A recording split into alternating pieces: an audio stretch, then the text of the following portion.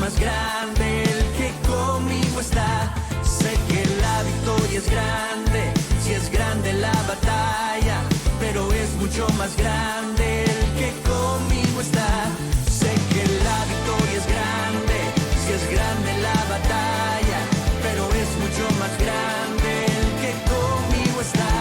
Sé que la victoria es grande, si es grande la batalla, pero es mucho más grande el que conmigo está. En esta prédica te quiero compartir algo muy interesante. Es un pensamiento que siempre ha estado en mi cabeza y yo creo que a todos nosotros, no importa si somos pastores o cristianos, se nos cruza por la cabeza alguna vez una pregunta de cosas que como que no encajan o como que no tienen mucho sentido para nuestro cerebro finito. Y es el hecho de que, bueno, si Dios es omnipresente y Dios sabía que el enemigo iba a hacer caer a Adán y Eva y pues iba a venir su hijo a morir por nosotros, por el pecado, ¿para qué nos hizo? Muchas personas se hacen esa pregunta y yo no he sido la excepción. Cuando yo me convertí al Señor era una de las preguntas más serias que tenía. A través del tiempo pues fui aceptándolo y bueno, Dios, pero Dios me acaba de dar una revelación hace poco muy interesante basada en 1 Corintios 6:3 que la voy a compartir en esta prédica. Y dice, ¿o no sabéis que hemos de juzgar a los ángeles? Eso a mí me abrió la cabeza hace un par de días, porque literalmente Satanás peca en el cielo. Quiere destronar a Dios y aunque él peca, literalmente Dios no lo puede juzgar. Y no lo puede juzgar porque Dios en el cielo no tiene una ley. Entonces Dios viene y prepara una trampa para Satanás, que es lo que voy a estar explicando, ¿verdad? Donde le dice a Adán y Eva, del árbol no coman, porque si comen, morirán. Y Satanás, ¿verdad? Ni lerdo ni perezoso, como decimos por ahí, vino e hizo caer a Adán y Eva en la trampa. Y literalmente, Satanás se anota el autogol para sí mismo, porque a partir de ahí, Satanás ahora sí puede ser juzgado porque Dios ya puso ley. Y lo interesante es que ¿quiénes lo van a juzgar? Porque Dios no lo va a juzgar porque no fue a él que lo ofendió, sino que fue a nosotros que nos engañó y nos arruinó a través de décadas. Entonces el ser humano es el que va a juzgar a Satanás y por eso dice, ¿o no sabéis que hemos de juzgar a los ángeles? Para mí esto es poderoso. Yo creo que una vez más el Evangelio toma más sentido todavía de lo que ya tiene. Así es de que espero que esta prédica te bendiga y te estreche un poquito tu manera de pensar.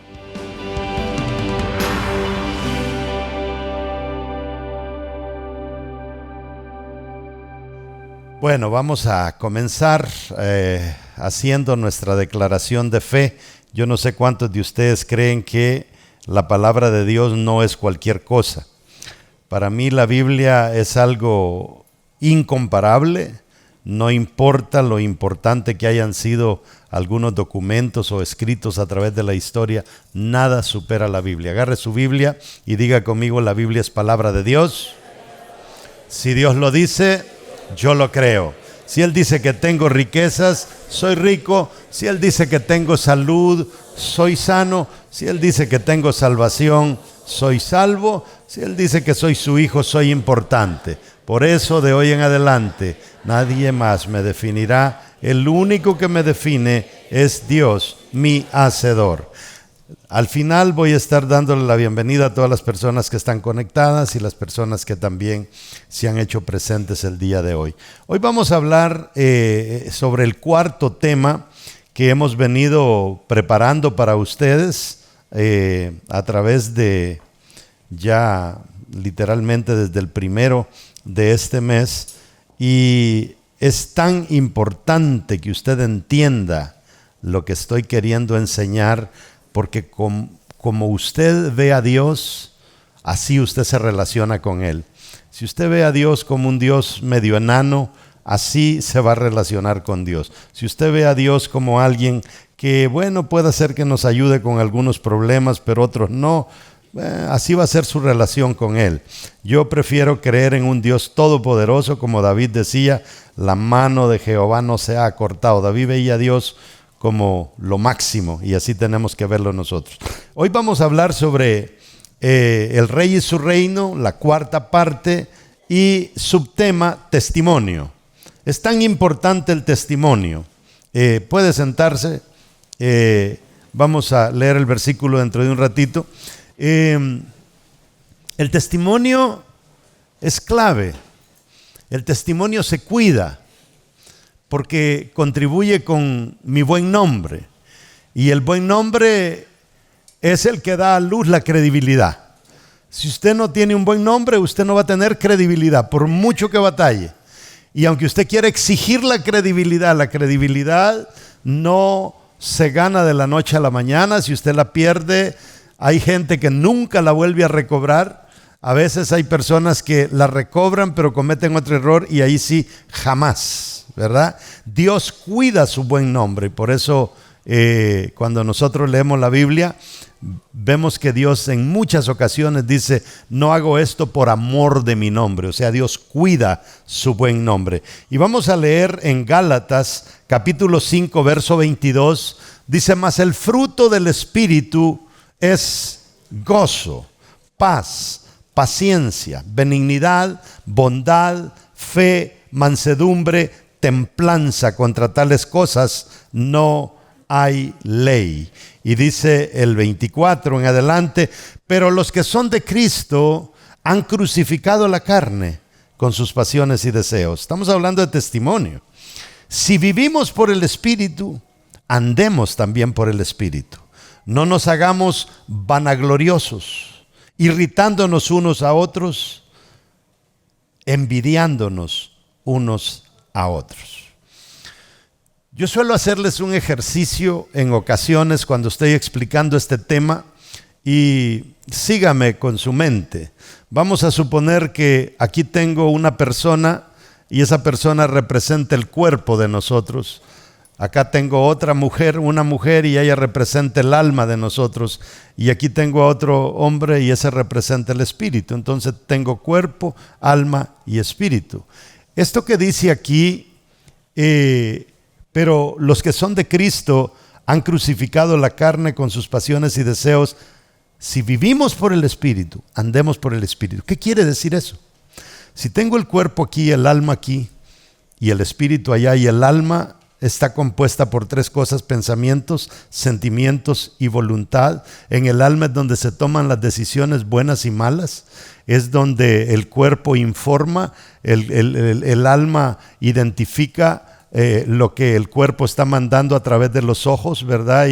Y el alma lo decodifica a través de pensamiento y después lo eleva a nivel de sentimiento si hay necesidad, y después decide qué decisión tomar en cuanto a la información que recibió. ¿Me siguió hasta ahí?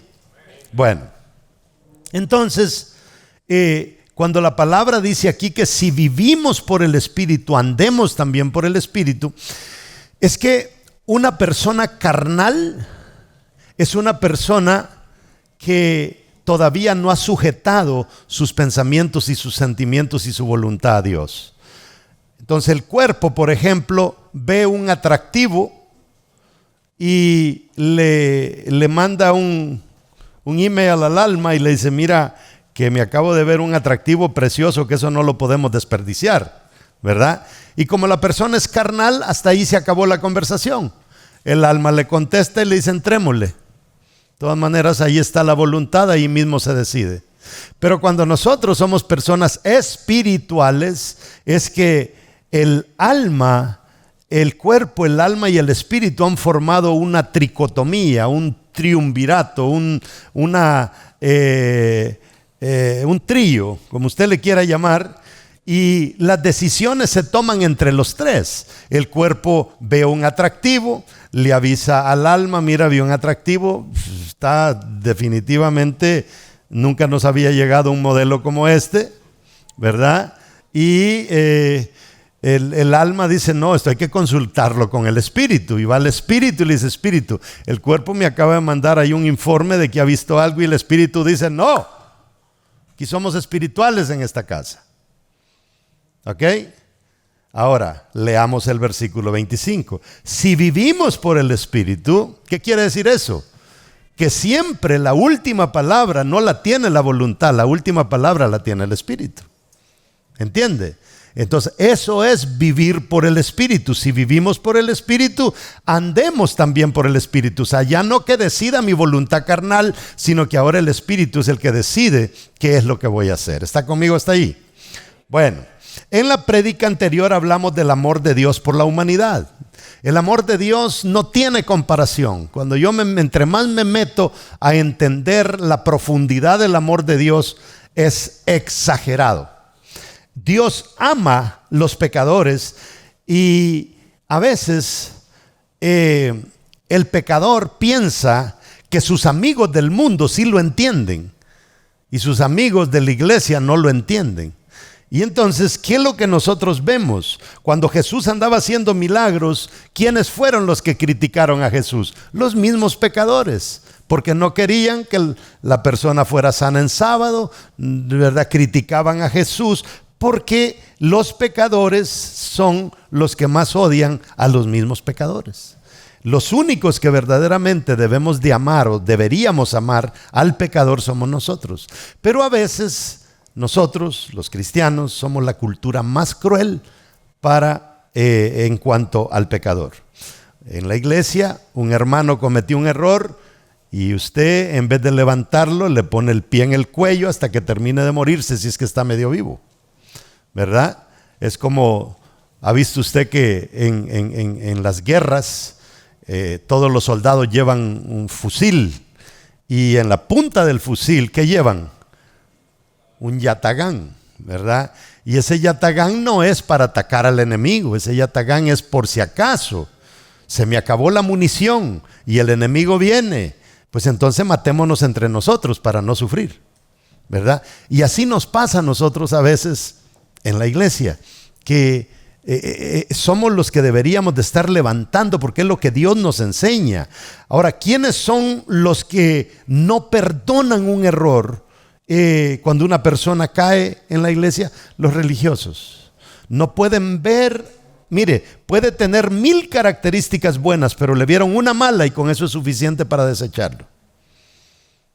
Porque nosotros traemos ese patrón del mundo. Usted puede trabajar 365 días en una empresa y equivocarse una vez y por esa vez que se equivocó, lo despiden.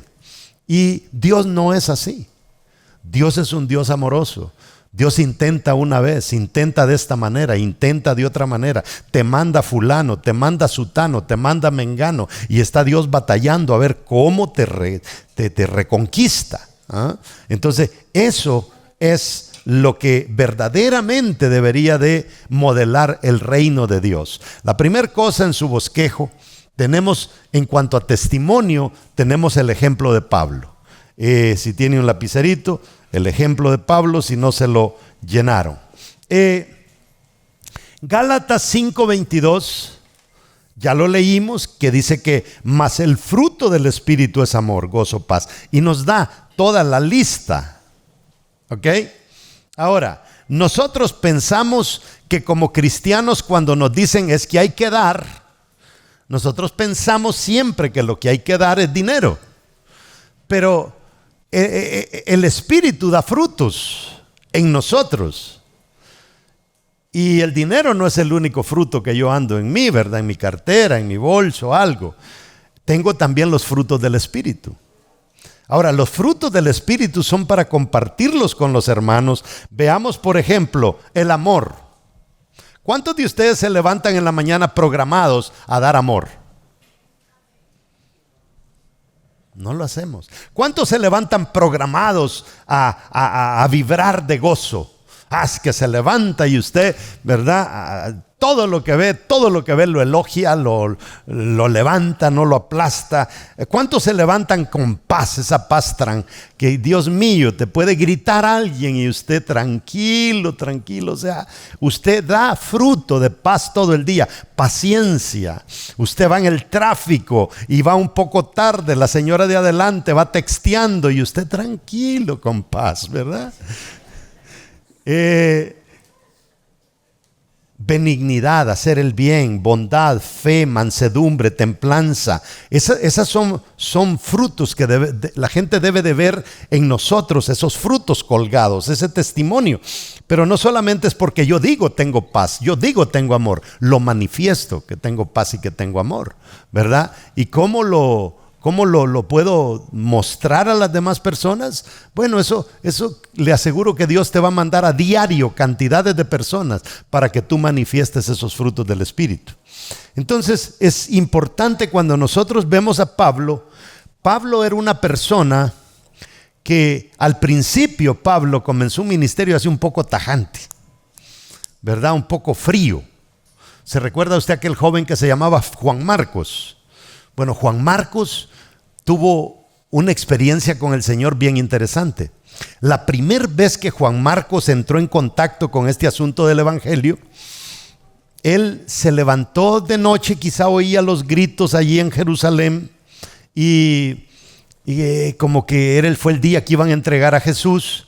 Y quizá oía a los soldados: ¡hey, atrapémoslo! Vamos, ya Judas lo vendió, vamos. Y Juan Marcos de metiche se echó una cobija encima y se va de merodeador allí a Getsemaní, que está caminando quizás 5 minutos de las puertas de Jerusalén, y baja con una cobija. Lea la historia. Y de repente se pone fea la cosa. Judas vende a Jesús, Pedro suelta el machetazo, le corta la oreja a Malco y se arma todo eso, y los soldados vienen y agarran a Jesús y se lo llevan. Juan Marcos quiere huir, alguien le agarra la cobija y lo dejó desnudo. Léalo. Es el primer striptease que vemos del Nuevo Testamento. Y el tipo se va, ¿verdad? Imagínese usted llegar a Jerusalén en pelota. Y soy Juan Marcos, y entra. Y esa fue la primera experiencia de Juan Marcos. Pero resulta que Juan Marcos era medio pariente de Bernabé. Y cuando, ya Cristo muere y todo eso, Juan Marcos le quedó esa experiencia de que él vio cuando Jesús era entregado. Y entonces Juan Marcos se apegó a lo que era el equipo que se estaba formando, donde estaba Juan Marcos, estaba Bernabé, y estaba Pablo y Bernabé, quiero decir, y Pablo comienza a hacer esos viajes de supervisión, va a supervisar iglesias, y en una de esas se llevan a Juan Marcos. Y Juan Marcos, un jovencito, me imagino, pongámosle 17 años, se lo llevan para esas islas griegas, ¿verdad? Que iban a la Odisea, que a esto, que a la otra iglesia, cómo están los pastores. Imagínense un muchachito de 16, 17 años viendo la supervisión de las iglesias, cómo está todo, está creciendo la obra. Y Juan Marcos como que se aburrió. Pero no solo como que se aburrió, sino que como que se puso un poco nostálgico. Y de repente cuando se pusieron, ¿y dónde está Juan Marcos? Juan Marcos ya se había regresado para la casa. Y Pablo se enojó. Y se enojó, pero llega otro viaje de Juan Marcos. Y eso está en 1 Corintios, léalo, capítulo 5, si no me equivoco. No, ese es otro. Ese es otro donde Pablo pierde la paciencia. Entonces Juan Marcos regresa y Bernabé dice: hagamos otro viaje, vamos a supervisar. Y dice Pablo: vamos. Pero le dice Bernabé: yo me voy a llevar a Juan Marcos. Y Pablo dice: no, si ese muchacho se va, yo no lo quiero en el equipo. Dice la palabra que fue tan grande el pleito entre Pablo y Bernabé que el ministerio de los dos se deshizo. Así era Pablo al principio. Y a veces así nos pasa a nosotros, que cuando comenzamos nuestra relación con el Señor nos volvemos demasiado estrictos y se nos olvida de dónde el Señor nos sacó. Y se nos olvida de que Dios lo que quiere que mostremos es el amor por el perdido. Entonces, pero Pablo cambió. Y Pablo cuando cambia, ¿se recuerda usted cuando Pablo habla en 1 Corintios de aquel tipo que había tenido relaciones sexuales con la esposa de su papá? Entonces Pablo dice: condenen ese infeliz. Yo le doy luz verde, porque ese tipo lo que él hace ni el mundo lo hace. Y ya cuando usted lee 2 Corintios, capítulo 2, si no me equivoco, Pablo comienza a hablar y dice: no, muestren el perdón, muestren el amor por esa persona, le basta que se arrepienta. Entonces vemos nosotros cómo a veces nosotros cometemos esos errores de ser demasiado estrictos y se nos olvida que nosotros fuimos pícaros en un tiempo y algunos todavía lo son. Y crece Pablo, Pablo crece mucho y ya al final del ministerio de Pablo, Pablo dice algo bien interesante. Por favor, dice, envíenme a Juan Marcos, que me es útil en el ministerio. Ahora sí lo necesitas, ¿verdad? Porque ya maduró Juan Marcos, ya creció. Y a veces nos pasa eso a nosotros, que no tuvimos paciencia con algunas personas. Y hay personas que se atreven a decir, es que ese no va a durar en la iglesia. No, si ese, se le nota lo pícaro en su cara. Y de repente crecen y se queda uno con la boca abierta de cómo crecieron. Pero cuando usted lee en Hechos 26, 28, dice lo siguiente: entonces Agripa dijo a Pablo, por poco me persuades a ser cristiano. O sea, Pablo se convirtió en una persona tan amorosa, tan eficaz en predicar el evangelio, que aquí tenemos, por ejemplo, el caso de Agripa, que era un político de renombre en aquel tiempo, y Pablo casi se lo gana para el Señor. ¿Usted cree que un político se lo va a ganar sin mostrarle amor? Y casi se lo gana. O sea, Pablo creció y nos muestra que eso de dar testimonio de los frutos del Espíritu es lo más eficaz que nosotros podemos tener para ganar terreno en el mundo. Pero cuando leemos Filipenses 4:22 es bien interesante. Mire lo que dice: todos los santos os saludan, y especialmente los de la casa de César. ¿Quiénes saludan? Dice, todos los santos. ¿Y qué más dice? Todos los santos os saludan, y especialmente los de la casa de César. ¿Qué es lo que había logrado Pablo? Pablo había logrado meter hasta una célula en la casa de César. O sea, Pablo no perdía tiempo. ¿Me entiende? Pablo no tenía tiempo para andar con chisme, para andar con cosas raras. Él iba a lo que lo mandaban. Pablo llegó a crecer tanto que impactó tanto Pablo, que aún con todos sus errores, porque usted cuando comienza a investigar a Pablo, literalmente Pablo era un asesino en serie, y el Señor llegó a perdonar a este asesino en serie y lo utilizó casi para escribir la mayor parte del Nuevo Testamento. O sea, no importa a veces cómo la gente es en qué la gente se convierte, y eso solamente lo podemos ver nosotros cuando le damos amor a la gente. Ahora, estamos hablando de este tema de las llaves del reino. Entonces, estas son llaves del reino. Estas son llaves que nos abren puertas. Los dones del Espíritu son llaves que nos abren puertas. Usted le llega con amor a alguien y olvídese, esa persona se va a convertir en alguien irresistible a su amor. La segunda cosa es el ejemplo de Jesús. Jesús nos muestra también que Él manejaba bien las llaves del evangelio. Por eso es que fueron grandes, por eso es que crecieron. Pero nosotros es tan grande el manojo de llaves que andamos del pasado, que no tenemos espacio en el bolsillo para las llaves de ahora que somos cristianos. Usted todavía anda la llave del hacer sinvergüenza cuando hay que ser sinvergüenza. Usted todavía anda la llave de dar mordida cuando hay que dar mordida, ¿verdad? Usted todavía anda la llave de pelear, ¿no? La gente, ¿verdad? Cuando están haciendo cola, ¿verdad? Que de repente son los últimos y excuse me, y hace poco estuvimos, un pastor en Los Ángeles nos invitó a Disney World, y están metidos mi esposa y el pastor y su esposa allá adelante, y me dice, véngase. Y le digo, ¿cómo me voy a ir? Y esta gran cola, véngase así, diciendo excuse me. Mire, yo me quedé parado y decía, ¿lo hago? ¿No lo hago? Y estos estaban, pero mire, era una cola inmensa, y negocié conmigo mismo, y encima de en contra de mis principios comienzo y digo, excuse me. Pero esas son llaves que las traemos de allá afuera y a veces las seguimos usando. Ahora, el reino de Dios, quiero que lea conmigo Mateo 13:11, dice, Jesús dice, el conocimiento de los secretos del reino les ha sido dado. ¿Qué es lo que dice Jesús que nos ha dado? El conocimiento de los secretos del reino. Entonces, estos son secretos que el Señor nos muestra. ¿Por qué razón? Es que el mundo no está interesado en frutos del Espíritu. Entonces, cuando Jesús habla, dice que Él nos deja en su palabra, lo más seguro, el conocimiento de los secretos del reino. ¿Nos ha interesado ese tema alguna vez? ¿Cuáles son los secretos del reino? y nos ha sido dado a nosotros. Fíjese que el reino no es una sociedad secreta. Se trata de llaves que hay que aprender para tener éxito. Hay miles de predicadores, pero no todos los predicadores son tan solicitados como otros. ¿Por qué? Porque hay pastores que enseñan llaves, enseñan códigos. Ahora, para Jesús caminar por las aguas, sanar enfermos, hablarle a los árboles y que obedecieran, resucitar muertos, literalmente nosotros le llamamos milagro.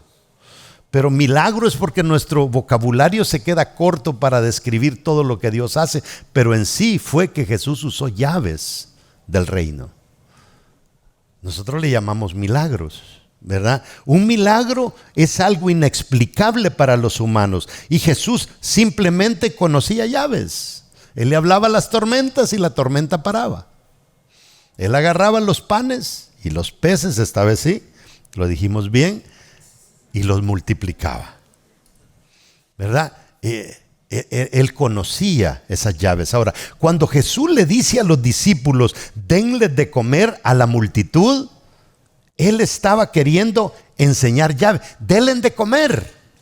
¿Usted cree que Jesús no sabía que no había pan ni peces? Él lo sabía. ¿Y cómo Jesús, sabiéndolo, le dice, denles de comer? Porque Jesús quería que activaran la llave de la fe, ¿verdad? Y que oraran y la cosa se multiplicaran. Ahora Él estaba queriendo enseñar llaves, ver si activaban alguna llave de lo que Él ya les había enseñado, porque los discípulos le salieron un poco duros al Señor. Les costaba aprender.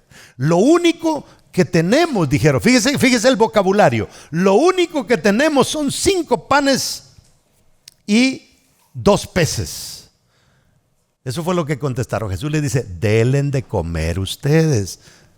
Pero alguien dice, pero si no tenemos nada, lo único que tenemos es 5 panes y 2 peces. Lo único que tenemos.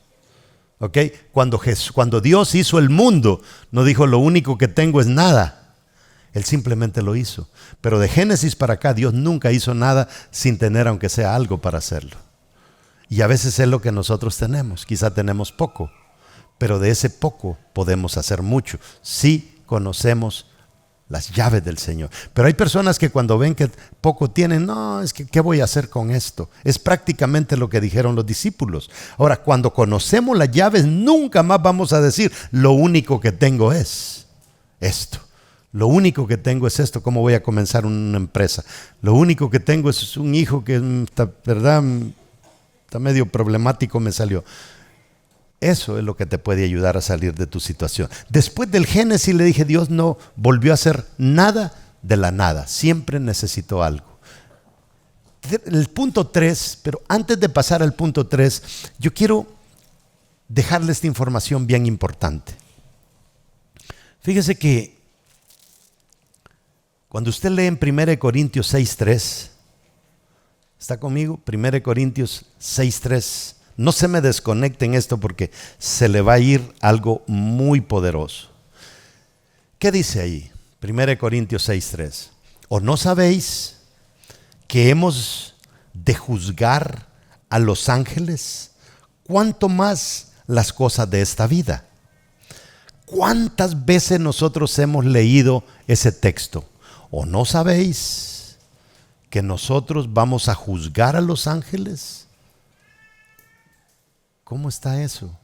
Los ángeles están en otro rango y nosotros los vamos a juzgar. ¿A qué ángeles vamos a juzgar?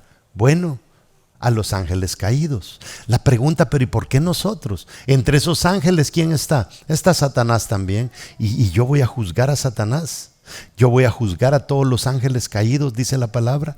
Y a mí eso desde que lo leo me comienza a generar un vacío en la cabeza de que no lo puedo explicar. ¿Cómo lo explico? Que nosotros los humanos vamos a ayudarle a Dios a juzgar a los ángeles. O sea, nosotros vamos a decir, ese no, ese es caído al infierno, este sí. Nosotros los humanos. Y eso yo nunca lo había podido entender de una manera para explicarlo claramente, hasta que el Señor me dio un luzazo por ahí y pude entenderlo. Fíjese. Satanás pecó en el cielo, ¿sí o no? ¿Está conmigo? ¿Está ahí? En el cielo no había ley. No había una ley que dijera, ir en contra de Dios es pecado. No había. Entonces Satanás viene y se va en contra de Dios y quiere destronar a Dios. Entonces Dios lo que hace es destronarlo y lo manda a la tierra. Pero Dios tiene un problemita. Tiene a un rebelde en el cielo y a un montón de ángeles, una tercera parte de los ángeles que se le rebeló en el cielo y Él los manda a la tierra. Pero hay un problema, ¿cómo los juzgamos? Si pecaron sin ley. Y para colmo de males, el error que cometieron es un error eterno, porque cometieron el error en la eternidad, por lo tanto el error no dura 3 días, dura una eternidad. ¿Está conmigo? Mire qué interesante. Que viene Dios y dice, vamos a solucionar este problema. Satanás lo vamos a juzgar, pero le vamos a poner una ratonera y una trampita para ver si cae. Y viene Dios y nos hace a nosotros. Porque Él nos hizo, nosotros pensamos que, bueno, yo lo enseño, nos hizo para que cumpliéramos con un propósito. Ok, pero cumplir con ese propósito no era ni necesario si Dios no nos hubiera metido aquí en la tierra y pecáramos. Y el hombre peca y se desenfrena todo y ahora nosotros somos necesarios para ayudarle a Dios a enderezar todo esto. No, esto va más atrás todavía. Dios nos hizo a nosotros porque Él necesitaba juzgar al diablo. Y como no hay ley, no lo puede juzgar. Pone a Adán y Eva en el huerto del Edén y le dice a Adancito, Evita, por favor, no me vayan a comer del fruto. Porque si me comen del fruto, ustedes pecan y lastimosamente van a morir. Y seguramente Satanás estaba escuchando. Dijo, aquí está mi oportunidad. Le voy a arruinar la creación a Dios. Y viene Satanás. Con que el Señor les ha dicho, no coman de todo fruto. Es que el problema es que Él no quiere que ustedes se conviertan, ¿verdad? Sabios, inteligentes, igual que Él. Cómanlo. Y viene Eva y come. Según Satanás, le arruinó el plan a Dios con toda la humanidad.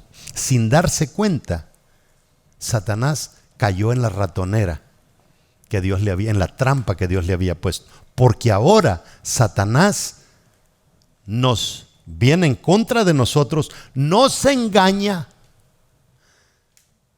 nos arruina todo. Y ahora nosotros y Satanás tenemos un pleito. Nos engañó. Y ese engaño Satanás tiene que pagarlo. Más adelante, en el capítulo 3, Dios viene y maldice a la serpiente. Y cuando la maldice, ahí la serpiente cae bajo ley. Ahora Satanás puede ser juzgado. Pero Dios dice, no lo voy a juzgar yo. Los que lo van a juzgar son los ofendidos. ¿Y quiénes fueron los ofendidos? Nosotros. Más adelante va a venir Jesús, va a dar su vida por nosotros. Nos va a limpiar del relajo en el que nos metió Satanás. Y más adelante esto va a llegar a su fin. Y Jesús va a decir, ok, iglesia, hermanitos, que los rescaté, se llegó el momento, desquítense del lío en el que Satanás los metió, júzguenlo. Y nosotros lo vamos. Mire qué tremendo. O sea, este asunto del reino de Dios tiene profundidades, pero nosotros no las vemos. Ahora, Satanás, póngase a pensar, Dios nos sirve al mismo diablo a nosotros en bandeja. Porque yo le preguntaba al Señor, Señor, si tú nos amas tanto, ¿por qué nos pusiste en la tierra y encima de eso nos mandaste al diablo aquí? ¿Verdad? No entendí ese asunto de cómo Dios está trabajando su plan. El punto 3 en su bosquejo, el ejemplo de nosotros. Ahora, ¿qué ejemplo? Ya vimos el ejemplo que Pablo dio, ya vimos el ejemplo de Jesús, ese amor tan tremendo de Jesús, esa forma tan tremenda de Pablo hacer las cosas. La pregunta es, si nos comparamos nosotros con Jesús y nos comparamos nosotros con Pablo, ¿le llegaríamos siquiera a los tobillos a Pablo y a Jesús? No. Somos un desastre a veces. Si yo le aseguro que este mensaje lo van a escuchar en las líneas y van a salir 20, 30 personas criticando lo que estoy diciendo, porque esto es una guerra sin cuartel. El pueblo más difícil de unir es el pueblo cristiano. El ejemplo de nosotros. ¿Qué dice Mateo 13:11? A ustedes, mire cómo dice esta versión, Nueva Traducción Viviente. A ustedes se les permite entender los secretos del reino del cielo. A ustedes se les permite entender secretos. ¿Cuántos secretos ha entendido usted del Evangelio hasta ahorita? Secretos que le van a ayudar a usted a crecer, secretos que le van a ayudar a usted a triunfar, secretos que le van a ayudar a usted a sacar su familia adelante, secretos que le van a ayudar a usted a ser un mejor ciudadano, a ser un buen predicador, a ser un pastor, a ser un evangelista. ¿Cuántos secretos aprendemos? No, nosotros no conocemos ese vocabulario. Y dice, les contestó, pero a otros no. A los que escuchan mis enseñanzas se les dará más comprensión y tendrán conocimiento en abundancia. Por el amor de Dios, si nosotros no sabemos ni cuánto es 1 más 1 en el mundo espiritual. Y si tendrán conocimiento en abundancia, pero a los que no escuchan se les quitará aún lo poco que entiendan. En otras palabras, si yo agarro el mundo y lo comparo con la iglesia, la diferencia tendría que ser abismal. Pero el mundo está haciendo a veces, ha entendido mal los códigos de prosperar que la iglesia. Nosotros siempre andamos pidiendo prestado. Y allá, póngase a pensar, a veces yo me pongo a pensar y digo, híjole, uno ve a esos grandes empresarios en un carro del año con aire acondicionado y mundanos, ni creen en Dios, y allá va el pobre hermanito en la bicicleta con ese sol terrible que lo quema, con la Biblia en su morralito porque va para la iglesia. Esas cosas a veces es bien difícil digerirlas. ¿Y saben qué consiste?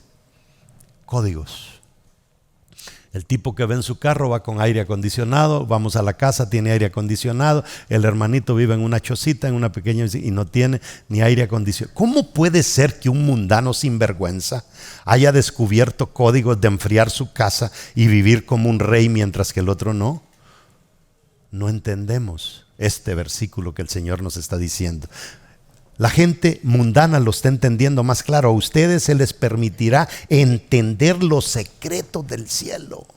Amados hermanos, no está hablando de secretos terrestres, secretos del cielo, dice aquí, que Dios nos quiere que entendamos. Ahora observemos la palabra testimonio. Piensa en la palabra testimonio, porque de eso estamos hablando. El testimonio de Pablo, el testimonio de Jesús, el testimonio de Moisés, el testimonio de Débora. Todo encontramos cientos de testimonios en la Biblia. Ahora agarremos la palabra testimonio y hagámosla pedazos. Test quiere decir ¿qué? Prueba. Test es prueba, evidencia. La palabra que estudiamos, cuando la aplicamos a nuestra vida, nos convertimos en un testimonio, porque somos prueba de que sí funciona. ¿Está entendiendo? O sea, yo tengo que convertirme en testimonio de la palabra. O sea, si yo soy una prueba de que la palabra funciona. Lo que yo leo y lo que yo digo funciona. La declaración de fe que hacemos, que de ahora en adelante nadie me definirá, el único que me define es el Señor. Bueno, entonces eso tiene que verse algún día en nosotros. Que alguien viene y te dice que tú eres un sinvergüenza, tú no sirves para nada, y tú te enojas y todo tal por cual. No, tranquila. ¿Qué es lo que acaba de decir en su declaración de fe? El único que me define es Dios. Tú no eres nadie para definirme. Sigue hablando lo que quieras, pero a mí el único que me define es Dios. Yo no tengo que andar peleando con nadie. Entonces, testimonio quiere decir que nosotros somos personas que andamos mostrando la evidencia en nosotros de cómo la palabra es efectiva. Eso es un testimonio. Entonces, Pablo fue un testimonio. ¿Quién no quisiera ser como Pablo? Moisés fue un testimonio. ¿Cuántos no quisieran ser como Moisés? Jesús fue un testimonio. ¿Cuántos quisieran ser? Ellos modelaron la palabra. ¿Me están entendiendo o soy yo el único que estoy agarrando esto? Se trata de mostrar la evidencia en nosotros de cómo la palabra es efectiva. Ahora, la gente debe de ser esa evidencia en nosotros. O sea, ahora yo soy evidencia de la palabra.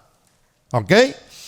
¿Cuál debe de ser mi trabajo? Que cada persona con la que yo entro en contacto, yo pueda vaciarme en esa persona y que también esa persona ahora sea evidencia de que la palabra cambia.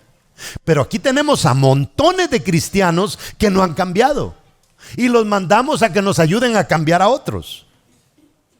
Y ellos todavía no son evidencia de que la palabra cambia. ¿Y cómo pueden llevar a otros a que sean evidencia de que la palabra cambia? Y por eso tenemos una mediocridad terrible en el mundo cristiano. ¿Me entendió hasta ahí?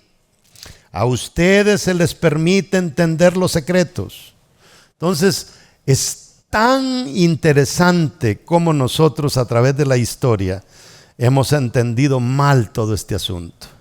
Imagínense cuánta palabra hay que a nosotros se nos ha dado, y cuando viene un predicador y dicen que ahí viene un evangelista, ¿dónde va a estar? ¿Dónde va a estar? Va a estar en el teatro de tal ciudad. Yo voy, ¿cuánto valen los boletos? 100 pesos, yo los pago. Y allí sí, ahí va usted a ver si se sienta en la silla de enfrente. Y vienen y se sientan en la silla de enfrente, y cuando el predicador dice, oh, aleluya, hoy quiero orar por todo, y usted se levanta y corre y se le para enfrente. Y usted que se le para enfrente y le pone la frente, y el predicador que se va para el otro lado. Y corre usted y se va a meter y le sale por el otro lado, el predicador se va para el otro lado. Nosotros no necesitamos andar mendigando eso. A nosotros se nos han dado las llaves para agarre un día, póngase la mano en su frente y usted solo y diga, te unjo en el nombre de Jesús. O sea, recibe en el nombre del Señor. ¿Por qué vamos a andar buscando? Pero hemos caído en una trampa que no tiene mucho sentido. Ahora, la manera en que sabrán de Cristo es por la evidencia que nosotros mostramos, no por lo que hablamos. Hablar, mucha gente habla bonito. Y le digo que uno bien fácil comete errores. Vino un vendedor de una empresa bien grande que nos quería vender un producto. Y resulta de que, bueno, yo soy el que puede tomar la decisión de si se lo compramos o no. Pero yo con esta mi barba, que dicho sea de paso ya me la voy a cortar. Sí, había una promesa y se acabó el asunto, y se lo voy a testificar después. Dios me dio la victoria en eso y estoy pensándolo si me la corto toda o por mitad. Pero llegué con un refresco que estaba probando, que nos habían donado, y lo traía en la mano y me le acerco al carro. Él acaba de entrar al carro, está sentado en su carro, lo había arrancado, y entonces yo llego y le hago por la ventana y le hago así, hola, y me dice, y le digo yo, can you lower the window? Y me dijo, ¿y para qué pues? ¿Para qué? De tanto estar insistiendo, bajó la ventana y me dice, how can I help you? Y le digo, bueno, soy el pastor Morales, el que tú querías ver, pero no me pudiste ver porque quieres vender un producto. Oh, pastor Morales, ¿cómo está? Todo cambia así de repente cuando tú sientes que puedes recibir algo de alguien. Pero nosotros tenemos que obrar bien, podamos o no podamos recibir algo de alguna persona. Tenemos que hacer el bien sin mirar a quién, dice el versículo, dice el dicho.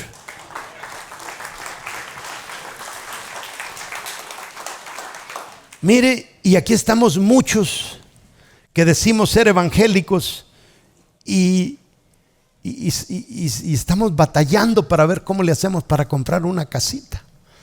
Y hay otros mundanos que ya compraron 20.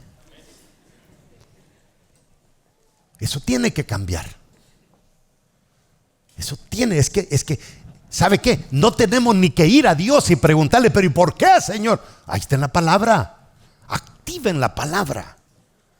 Eso es todo lo que necesita. A veces nosotros no la activamos por un temor, por un miedo. Pero ¿qué tal si lo hago y fracaso? Pues hay riesgos. Pero ¿cómo vas a tener tanto riesgo con un Dios todopoderoso al lado tuyo? Pero si lo vas a hacer dudando, entonces no va a funcionar la cosa. Mire, yo nunca en mi vida había tenido problemas con diabetes. Y cuando compramos este edificio, me metí con tantas dudas, porque era de millones, a mí se me caía el pelo. Yo desarrollé prediabetes de tanto pensar en que voy a poder o no voy a poder, voy a poder o no voy a poder. Y el problema es el problema es que pudimos. ¿Para qué me preocupé? En vano. Hasta prediabetes me diagnosticaron. ¿Por qué? Por meterme a hacer algo para Dios, dudando de que Dios iba a estar conmigo. Y lo estuvo. Él siempre va a estar con nosotros. Si Él te promete algo, métete sin miedo, porque lo vas a lograr. Y después vas a ver hacia atrás y vas a decir, y yo en vano me preocupé. Pues, ¿verdad? Así pasa. Póngase de pie. Nosotros debemos tener cosas que el mundo no tiene. Nosotros tenemos que tener ideas que el mundo quisiera tener. Nosotros tenemos, mire, en el mundo hay algo que vale más que el dinero y son las conexiones. Una buena conexión vale más que la plata. Pero nosotros tenemos la mejor conexión, se llama Dios. Y ni aún así nos atrevemos. Nosotros supuestamente debemos tener la capacidad de abrir cosas que otros no pueden abrir, porque tenemos las llaves. Ahora, la gente no cristiana debería de venir a nosotros. La gente no cristiana debería de venir a nosotros y preguntarnos, ¿cómo le hago para llegar a donde usted llegó? Pero aquí andamos nosotros preguntándole al mundano, ¿cómo le hago para llegar a donde ellos llegaron? Lo que te van a decir, primero deja a Dios y vete a trabajar. Y nosotros deberíamos responder, bueno, todo eso que he logrado, lo he logrado a través de serle fiel a mi Señor Jesucristo. Qué bonito fuera. Qué bonito fuera. Ahora, no se logra, yo tendría que decirle, mira, estas cosas que nosotros, no se logra sin ser lavados por la sangre de Cristo. No se puede lograr sin ser amigos del Espíritu Santo. ¿Cómo avanzaría esto? Pero no pasa así. No pasa así, porque nos enseñaron mal. Y ahora que estamos enseñando bien, la gente no quiere entender que no es como aprendió. ¿Sabe usted que uno como pastor gasta más tiempo en hacer que la gente desaprenda que en que la gente aprenda? Mucha gente no puede aprender porque no están dispuestos a desaprender. Es terrible. Y uno batalla y no quieren desaprender. Mire, predicamos el Calvario y estamos en bancarrota. No funciona. La gente no cristiana se confunde. Dicen, yo lo tengo todo, tú no tienes nada. ¿Para qué necesito yo el Calvario? ¿Para qué necesito a Jesús? Mira cómo tú estás, mira cómo yo estoy. Y verdad que no tiene lógica, no tiene sentido. Ahora, la prosperidad de Dios es la evidencia de que somos gente del reino en Cristo Jesús. Nunca se ha conocido un reino. Mencióneme un reino en el universo donde el orgullo de ese reino es estar en bancarrota. No existe. Este es el único. Conózcalo. Y no debería ser así. Nosotros somos la niña de los ojos de Dios. Nosotros fuimos comprados a precio de sangre. No somos cualquier cosa. Marcos 16:19 dice, te daré la llave del reino de los cielos. Lo que tú ates aquí en la tierra también quedará atado en el cielo. Y lo que tú desates aquí en la tierra también quedará desatado en el cielo. Punto. ¿Lo firma quién? Jesús. Y no lo creemos. Hay que atar, mis amados hermanos. Hermanitas solteronas, aten a ese condenado. Amara, ese es mío en el nombre de Jesús. No es tan fácil a veces, porque la llave de eso, a veces la mujer no consigue novio y no consigue novio porque no quieren cambiar. Y los buenos novios no son brutos. Andan viendo las características, andan viendo la conducta, andan viendo el testimonio. Dice, la fulana no es fea, pero tiene que cambiar, tiene que cambiar. Ahí está la llave. Hay mujeres que se preocupan por buscar hombre. No se preocupe por buscar hombre, preocúpese por madurar carácter. Preocúpese por crecer, por ser diferente. Y le van a llover. Los buenos hombres no son brutos. Los buenos hombres buscan buenas mujeres. Y también al revés, las buenas mujeres buscan buenos hombres.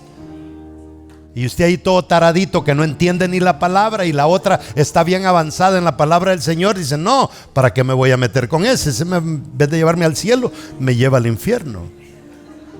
Especialmente que han aprendido mucho lo que yo les he enseñado aquí, que nunca se meta en una relación con alguien que no va para donde usted va. No, eso no funciona. Espero que hayan aprendido algo, pero en vez de aprender, espero que lo pongamos en práctica. Fíjese, yo no siento la carga que usted siente. Yo siento una carga muy pesada, porque Dios en mí ha puesto una carga como de salvar al mundo. O sea, yo me meto a salvar al mundo. Yo le predico a millones todas las semanas.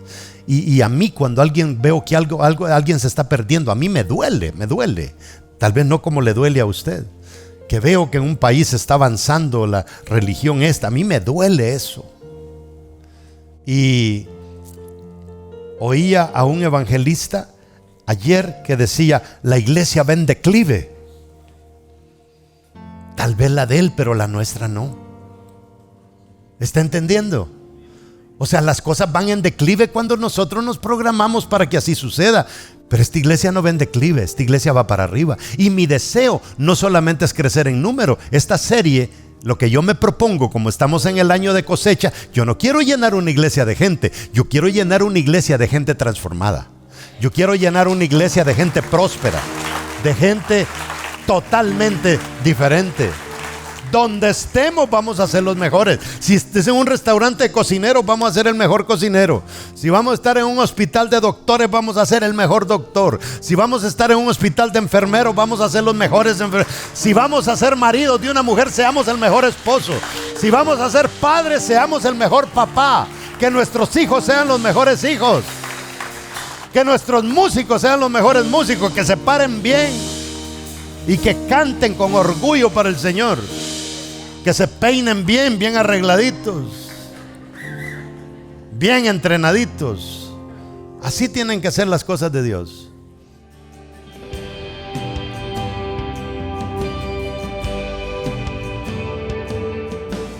Cuando los españoles llegaron a América, literalmente a través de los conquistadores, pues nos trajeron a un grupo llamado los asisianos, que nos enseñaron a hacer votos de pobreza y considerar la pobreza como un orgullo. Pero literalmente Dios nos ama demasiado como para querernos pobres aquí en la tierra. Entonces el cristianismo no solamente se trata de meter gente al cielo. El cristianismo se trata de que a través de la muerte de Cristo y nosotros ser limpios de pecado, podamos recuperar aquella promesa que está en Génesis 1:26 y Génesis 1:28, de que nosotros vamos a gobernar la tierra. Así es de que hoy les he podido enseñar a ustedes algo bien, pero bien importante. El cristiano, para que dé testimonio de que es cristiano, literalmente tiene que tener frutos de ese testimonio.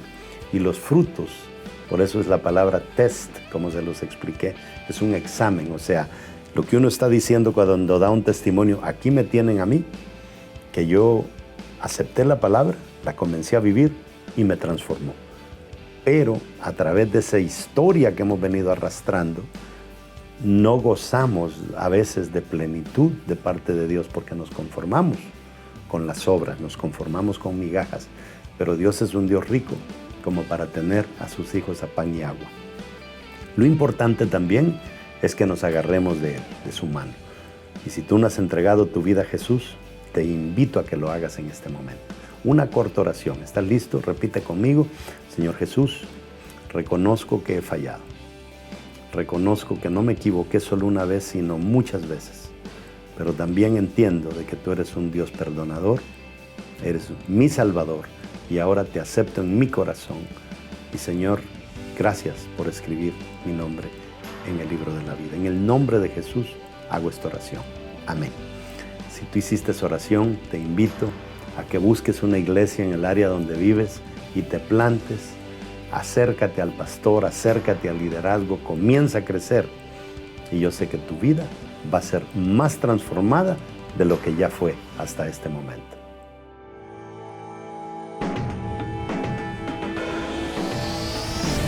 Sé que la victoria es grande, si es grande la batalla, pero es mucho más grande el que conmigo está. Sé que la victoria es grande, si es grande la batalla, pero es mucho más grande